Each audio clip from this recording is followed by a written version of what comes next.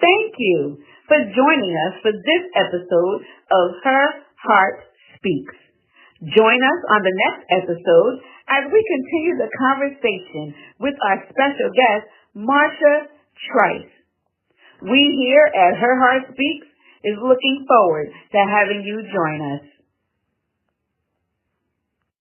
Hi, everyone. We're here with Miss Trice today. We just had a general conversation about anything that's just going on. So, Ms. Trice, this is for Women the Heartbeat of the community, the organization that you helped me start a long time ago. I know, right? I fell off. I know I fell off. We all fell off. But I just still want to be able to give, inspiration and just have conversation for women to just be able to listen to throughout the year. So I'm gonna give you a little backstory. Ms. Trice has known me since before I even know myself, right? Forever. So I would say, 4 or 5 years old. Now, she's probably the only person that can get me on stage to dance and to speak in a play or anything like that.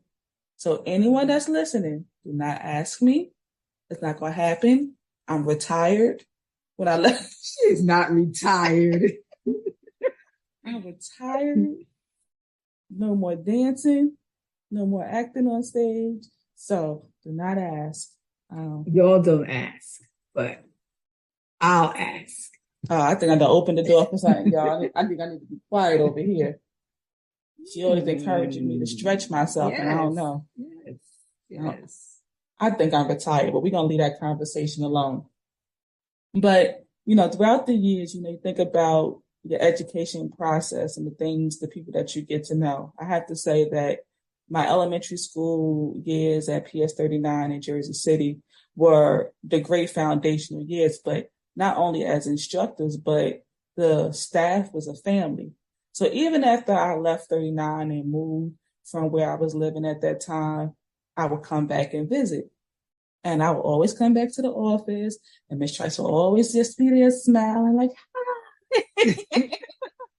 And when I released my book, I came right back. And I was like, this is what I did. And when I say a big cheerleader encouraged me in what I'm doing and kept on saying, well, maybe you could come back and do this. Her and a few other teachers, and one to think about is Miss Henderson. Yes, Miss Henderson. So Miss Henderson. So backstory is that I didn't know until the 5th, 6th grade that Miss Henderson actually grew up with my family and knew my family from back in the day. My grandmother used to babysit her. Oh, wow. I didn't know that. So when I entered into class, and she was like, your last name? And she's like, that's not a common last name. And she started asking me questions. And unbeknownst to her, the day that she asked me was the day after we found out that one of my uncles passed. So ever since then, it's like, it's always amazing how God puts people in your life, right? And to be able to open up chapters that you may not have even been able to tap into, because my grandmother passed before I was born. Okay. So she had stories that, outside of family. So that was always good. So I have to say, I thank 39 and the teachers of 39 for just being that family environment. I don't see that in education these days. What you think about, education from when you were in the school system and how it's going now? Oh, it's crazy. Because we were family. We were like especially 39 school, because it was small. Yeah. It was a small school, because before that I came from 22 school. It was larger, but we were still family there too. Just the whole community, no matter at that time in life, the schools was like a community. And now they're like a business. It's like a business. It's the camaraderie and everything. It just seems to be different, especially, but I've been gone for a while, so I don't know what it's like actually in there now. So do you ever get the opportunity to talk to parents now who have kids that are school age kids? Like what are their take on the educational process? Because they would still be able to compare with their time. So do they feel as though teachers are as invested in the education of the students, or just basically let me give them the foundation thing? I say that to say I think they're invested. I think that the teachers are still invested. I just think the system. okay. I think it's the system now, because even it's something as little as cursive writing, they can't sign their name. That to me is ludicrous, because they don't do that anymore. They stopped that a long time ago. Yeah, I was talking to my brother about that, because even him attending 39 before me, they actually had a separate book for language arts. Yes. But by the time I got to the, grade level, that was more combined into other classes. It wasn't a separate entity in itself. So I think that's really major. And I think, not only would it be an education, is that, having the parents that I had, and, just growing up in that era, the parents didn't leave it to educators to educate, right? They were a backup source for what you were already learning. So, I had the privilege of, if I was going to the first grade, I better know what second graders were doing, right? So that gave me the area to be like, okay, I'm not caught off guard. And I tell people this all the time, like, it's a generational accountability, right? So I understand that people have to work extra because of how everything costs so much. But then there still was a community outside of the school community that still poured back into the kids. Yes. And it's not even just in the school, it's just even in your neighborhood. And I was talking to someone the other day, a couple of weeks ago, and I was talking about how when we grew up with fences that were at your waist. So you always were able to talk to your neighbors. Now your fences is above your head. So you don't see those people until you come out your front door and you say hi. There's no community anymore. There's just no community. And everybody, when I was growing up, everybody could say something to you. You didn't talk back. People could tell you what to do, neighbors, and you had to, or you was going to get it when you got home, because everybody was like that. But that was many, many years ago. And it was more of of course they talked about each other, but it's more of I'm telling you about such and such child because we want to watch out for them and make sure that they don't go down that path. Not, I saw such a child and I want to post it on social media. Right. I want to start a gossip trail about it. Or even the point of giving up on a particular child or group of children because of a behavior that you've seen. And, working in school systems and church programs and summer programs, I think it's important for us to meet them where they are. Of course. So with meeting them where they are, it's okay if a child comes in and their language is they're cursing or something like that, because, if they don't know different vocabulary to use, they're not going to use it. So if they're in an environment of just keep on cursing and cursing and cursing, they won't know that there's another word. There's another word to say the same thing. Right. There's another word. And it would sting harder because they'll be like, what's that big word? You're going to force that person to go pick up a dictionary and be like, oh, they were cursing me out, but they didn't curse me out, right? So, but even if in their behaviors, like I spoke to a parent over the weekend, and she couldn't understand why her child was in a dark place and acting up for years. It's like, oh no, I think they have like ADD or something. They're just angry. That's angry. Until the child got comfortable with finding their voice, they had actually been through some things, but they didn't know how to articulate it. And so it's like, meet them where they are and love them. I'm not saying enable them where they are, but give them room to be able to express themselves. And if their hurt comes out in the way of profanity and anger, meet them there. Help them to be able to heal. And I think that's where we are as a society in reference to things. We put a Band-Aid on literacy because a child can actually go online, copy and paste a report, but they don't know what the words are. I said, I'm thankful that some of the kids that I work with, because of me working in publishing, that they're still interested in reading. But what about those that aren't? Right? And, what's a bibliography? What? What is a bibliography? What's a card catalog? What? Do you have a library card? Library card? Yeah, I got library cards. I go there and use the internet. Don't take out a book. But don't take out a book.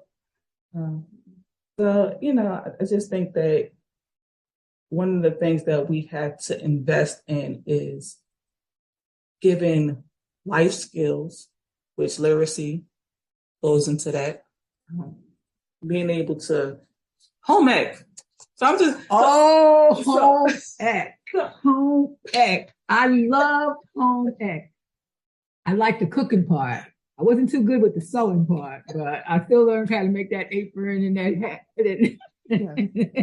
I still learned how to do that. But yeah, no home ec. No shop.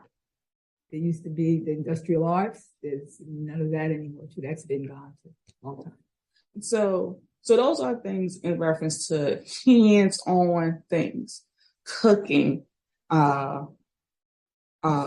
shop, building things. People probably don't even know what we're talking about when we're saying shop. Yeah, so we're building things with your hands. And I think, although education, I seem like this is going to stick around education in life. Right. Although it was important to push college, I don't think that at that time we strayed away from the basic things, engineering, electricity, electrician or carpentry and things like that. Those things seem so far-fetched when being presented to kids. They're not being presented to kids for them to be able to think that they can do those things. They're pushing a 4-year institution. And I said this in one of my books. I went to college because it was expected. Right.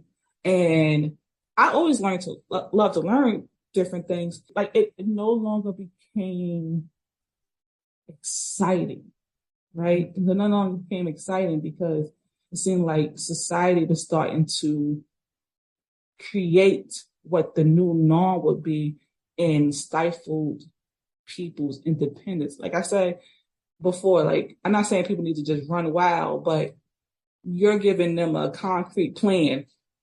Elementary school, high school, college, graduate school. Now you need to have a PhD if you really want to, quote unquote, make money in society. And I don't think that it gives them room to figure out who they are. They say that college helps you to figure out who you are. No, because now you're sitting up here like, oh man, I got to finish this school so I can pay this money back. Yeah. They're working on that. It's supposed to be working on financial aid. Yeah. So, but talking about life skills, most of my kids, well, I don't have kids, but my kids. But most of my kids, we might start cooking on the griddle before you start cooking on the stove. You're going to know how to cook. I had my niece sewing pillows by hand. So it's like, I need you to still be able to do different things. Like, let's read a book. I know that you get the summary and you can listen to it, but let's read the book and be able to bring the two mediums together. Technology and literacy can go hand in hand, but they can't be dependent on electronics. Because when especially my older, all of them, when they were growing up, we had books and I read to them since they were little. So they looked forward to being read to. But the grandkids, they don't have time to sit and let me read to them. I get frustrated too because I want to read them a story. And they look at that book for a couple of seconds, they push it away and they got something else to do because now they want to be on their I always thought that it was important for kids to learn how to write and read amongst their peers. You remember when you used to have to write something and share it with somebody? Mm-hmm. They can read it, so stuff like that. Correct it. I don't see that being exercised. Things are being sent from Google Docs. Nothing wrong with technology, but Google Docs correct it. Because all you have to do is have a program on your phone, on the computer, and it corrects it and you send it back, but you're really not finding out if that child can actually write. Right. In math. You need math. Arithmetic. I like arithmetic. I was just talking, who was I just talking to the other day? I was saying, no, see, I'm an arithmetic person. I'm not a math person. I can do arithmetic. After fractions move me away. I was telling my brother, because, he's forced to learn the new math because he has school-age kids. And when I saw them making boxes to create simple math, and I'm like, why those boxes? What's that for? They say that it's easier and quicker for them to be able to get the answers, but I remember doing the timetables, multiplication tables, and just learning them and just being able to go forward. Because actually we had to memorize. So now I come back into the lifestyle thing. So if you're going to give kids different ways to answer a math question, why are you not providing them with different ways to solve life? Good idea. Life is still another equation about how you put this part to get where you want to go as a final thing. So, I'm supposed to other people about, being able to broaden the horizon, because actually people that do those other things, electrician, plumber, ball operator, make more than the people that went to 4-year college and have less debt behind it. Yes. And then remember too, I don't know if they still do. Yeah, they have School of Technology. They do. They still have School of Technology. Yeah, they do.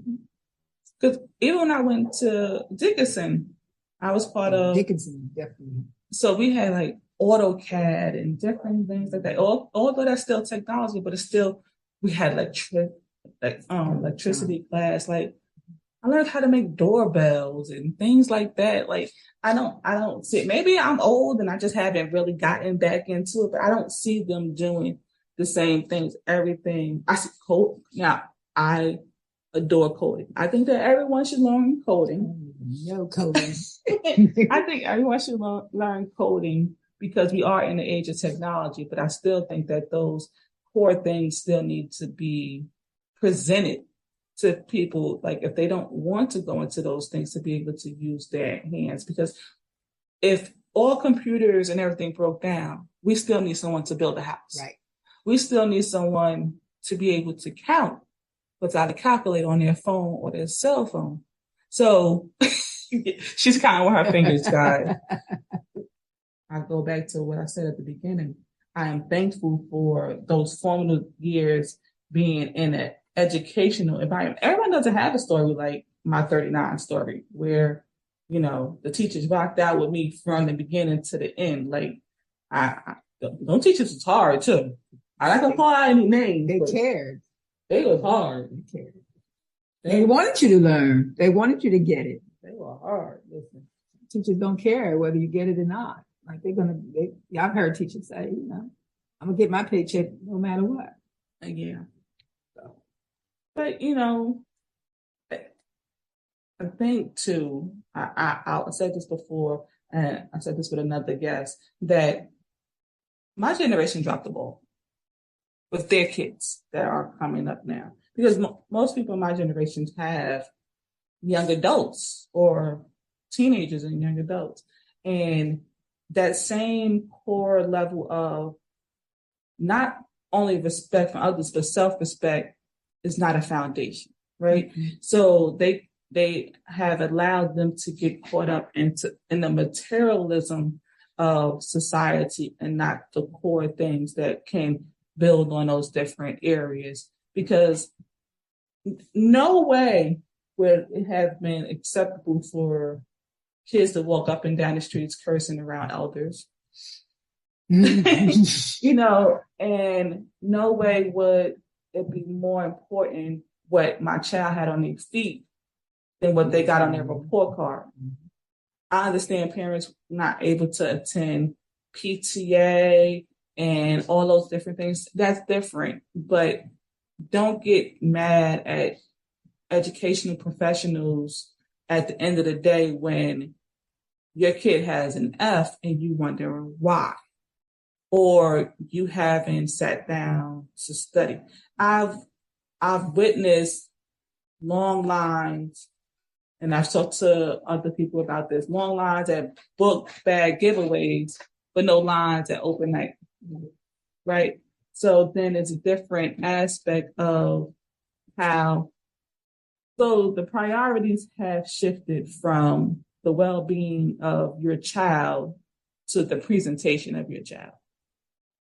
So, yeah. What are your takes on that?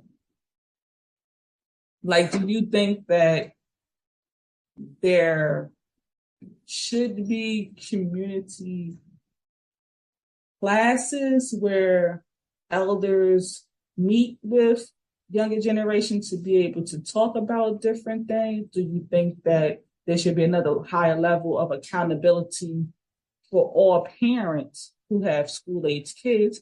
Just talking about it, but it's like the other part to this is that the demand on the parents working. Some parents are working and going to school and trying to make ends meet, and prices are sky high and everything, and it's stressful.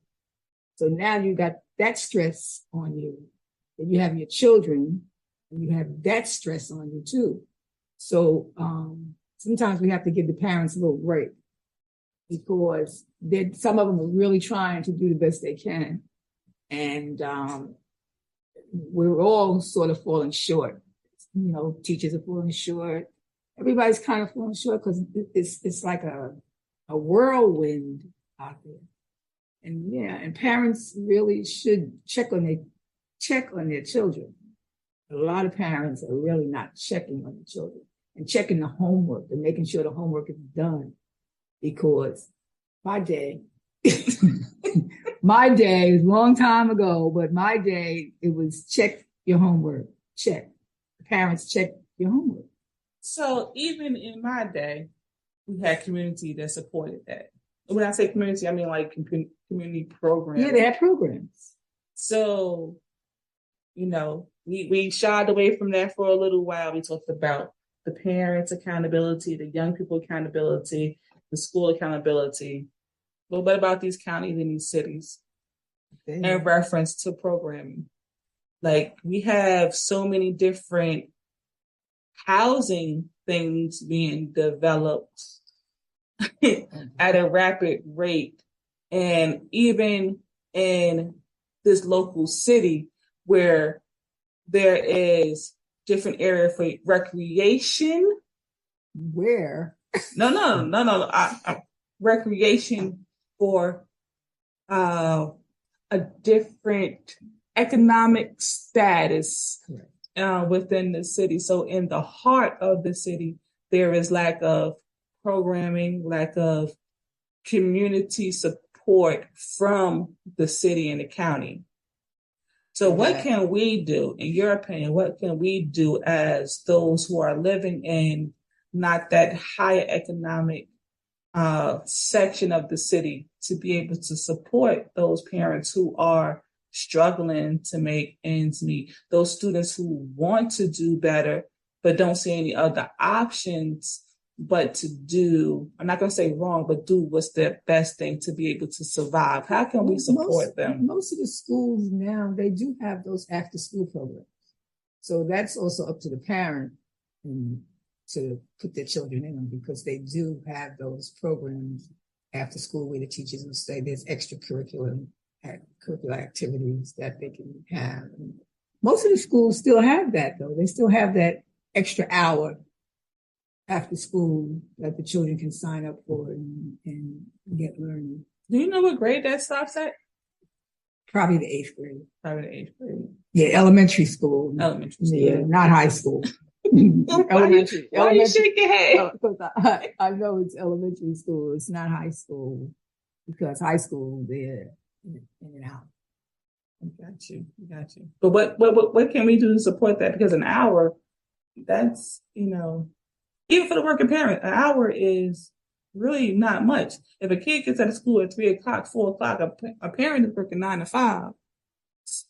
Well, you have only other option the children have in this city basically is the boys' club.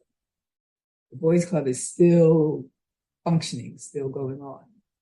So that's the only other. So it's still limited. Yeah, it's limited, because that's the only place I know is the boys. I know we used to go to the library. Yeah. Like when we got out of school, we'd head right to the library. So there's all kids, we're all in the library and we're doing our homework together and stuff like that.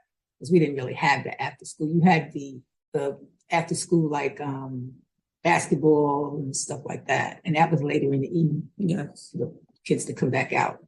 But right after school, so my time, we went to the library.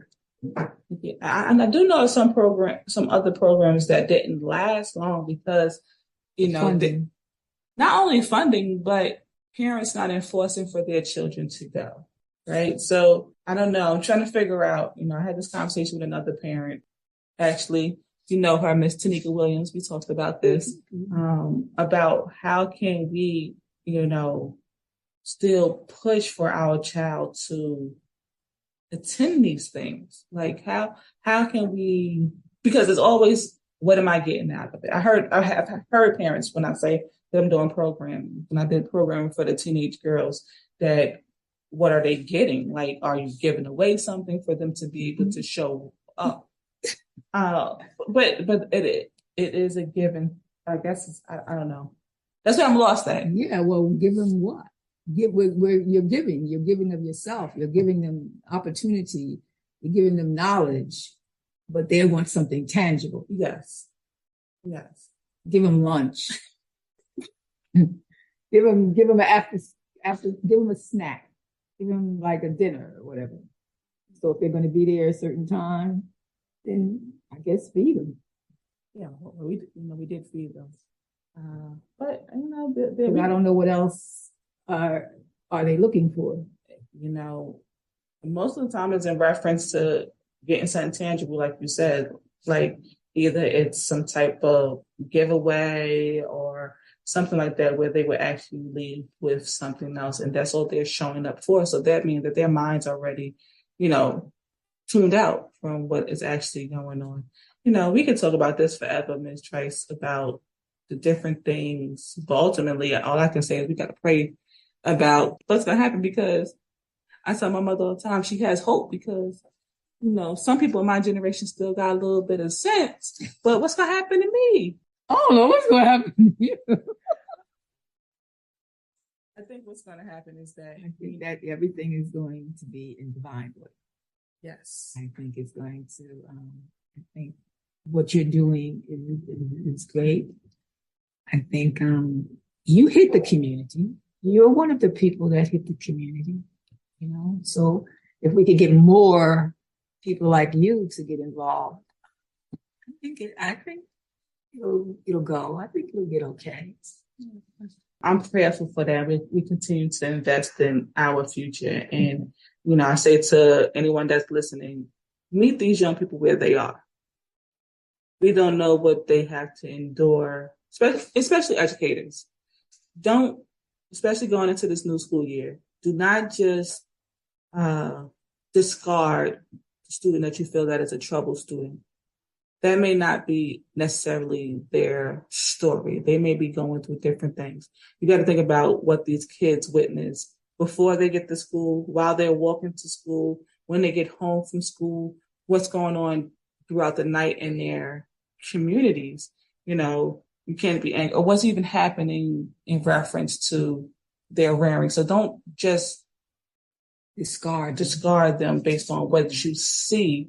Take time and patience out. You'll learn that being consistent will pay off later. They may buck up against you, have an attitude. And they will, and they do, but they come back later on. They do. They come back. Like I see kids all the time.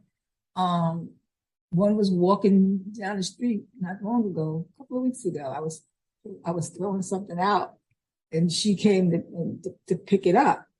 And I said, it's broke. She said, that's okay. I think I could fix it. I said, well, you can have it. She says, I remember you. You from 39 school. So yeah, it's nice and that's nice too, when I see the kids and they remember who I am, or they want to have a conversation with me and stuff like that. Because I was nice to the kids. Yeah. But even the ones that you're hard on, they need that, because like you said earlier, the parents are working so much so they're raising themselves. So they need that sense of structure and be able to push. So anyone that's working with our young people this year, I pray for your patience. Yes. I pray for your patience and the understanding to meet them where they are so that we can help them become whole humans where they are. Like, let them be able to express their emotions. And if they're expressing their emotions in a way that isn't quote unquote proper, give them the tools to be able to do so. Sometimes a student may not be able to write, let them draw it. Let them be able to use it in a different way to be able to share what they're going on, but provide a safe space, not a social media worthy space. Like, I helped this student, or this student is going through this, because everything is not meant to be known to the masses, right? For it to be effective. So, Ms. Trice, before we end this, anything else you want to say to the people? Follow Heartbeat. Follow LaVon. Follow her. She always has something to say. She's always positive. She's always up. Even when she's down, she's up. So follow the heartbeat. Follow your heartbeat. Yeah, I heard it from Ms. Trice. Follow your heartbeat. I'll talk to you later. Bye. Bye. Thank you for joining us for this episode of Her Heart Speaks. Make sure you like, follow, and subscribe.